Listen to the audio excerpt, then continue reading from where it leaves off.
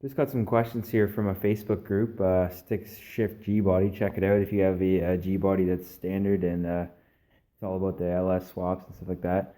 Yeah, so basically what I have is a non-world class T5 out of an 85 Camaro, and there's different types of T5s. There's some that are made for trucks and some that are made for cars, so just be sure you know what the differences are. If you look it up online, you can tell what the non-world class versus the world class, and if it's made for a truck, you'll see a different tail housing on it. And anyway, so the way mine's set up is it's a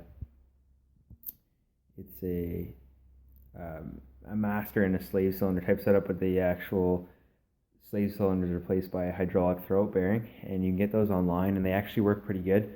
Sometimes you'll have problems with them overextending, which is what you don't want, so just make sure that you read up on how to install them properly and how to shim them into place, and those go right over your input shaft.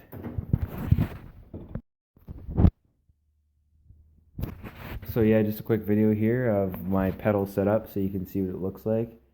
And I'm pretty sure that my pedals are out of Malibu, but you can use any pedals really, as long as you can fab up a way to make them engage the master cylinder for the clutch system. It doesn't really matter.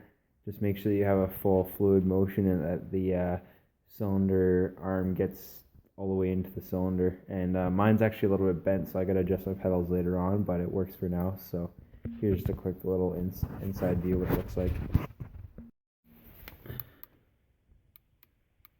Okay, so I got my light here, and there's my neutral safety switch that I rigged up. I'm not quite finished with it yet. I don't have it wired in, but there's the cylinder there, and you can see the rod's a little bit bent, so I gotta adjust something here to try and make that line up better. I might have to actually cut a bigger hole in the firewall and move it over.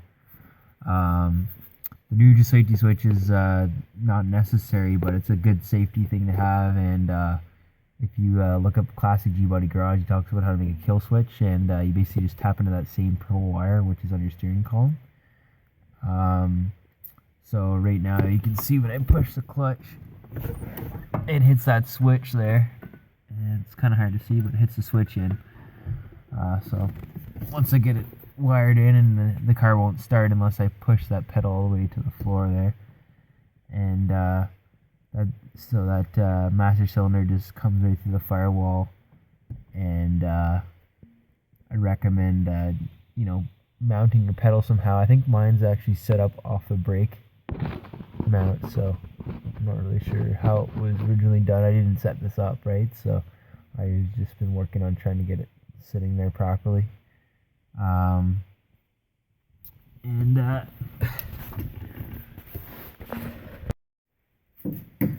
have a console out of a Pontiac Grand Prix that I found in a junkyard. I sort of painted it up half decent, and used a shifter boot from a Volkswagen. It's leather. It's kind of nice. So yeah, the transmission's kind of nice. It's a drop shifter. Goes right into the transmission. It's nice and notchy, and I actually had to buy an aftermarket Hurst short throw shifter that made things work a little better. The original shifter had that bend in it because of the Camaro transmissions are tilted on a sort of an angle. So this shifter sort of compensated for that and gave me the ability to mount a straight up and down handle, which was nice. My transmission is mounted straight up and down, so there's no angle on it. So when I fabbed up my cross member, I had to compensate for that angle, so it's sort of tricky. My drive line angle isn't quite right, but let's see if I get my light there.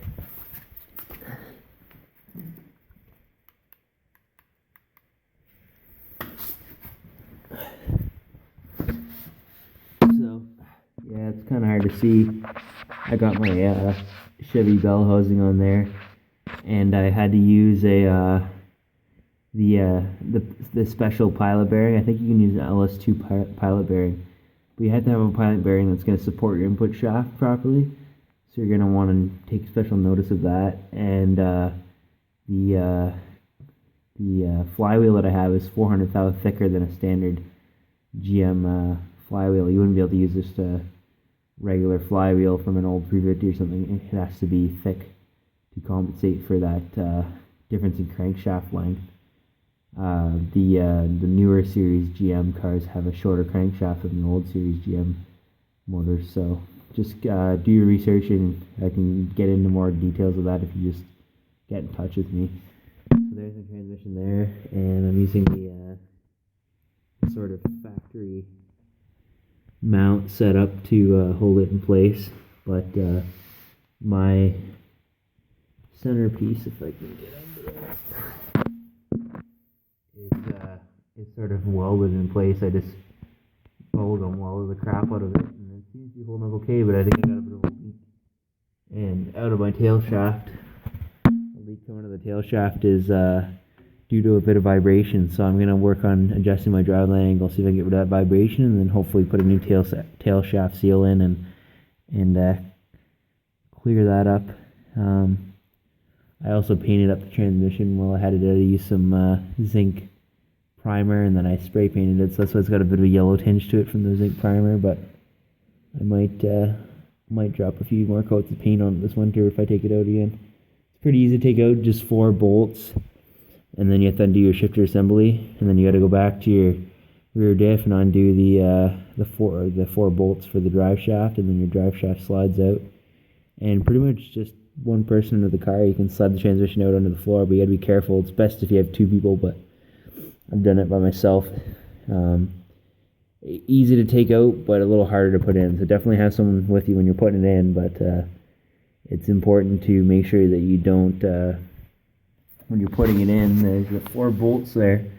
You don't want to drive the transmission in with the bolts. You want to try and wiggle it and jiggle it and jimmy it into place until it's as far as you can possibly go. You might have just a fraction of an inch there that you have to draw down with the bolts, but don't do it too much because you'll end up bending or breaking something. So you want to try and just keep jiggling it around until you have it all the way in. And make sure you use your clutch alignment tool before you bolt down the pressure plate, and that'll make sure everything's lined up, and that should make it easier to get your transition in. And you can lubricate the input shaft a little bit and slide it in. I don't know what else to show you. If you have any more questions, just let me know.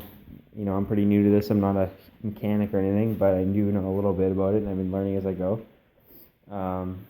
Make sure you follow me on Instagram @PerformanceTuned, and check out my other videos, whatever.